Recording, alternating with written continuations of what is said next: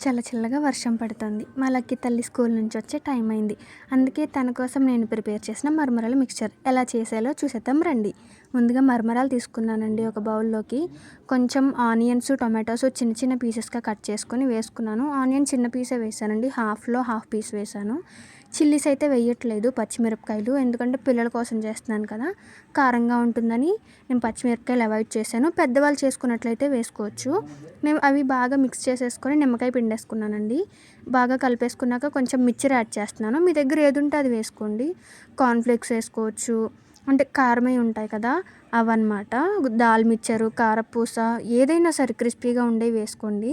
నేను అన్నీ కలుపున్న మిక్స్చర్ ఉంటుంది కదండి, అది వేసాను.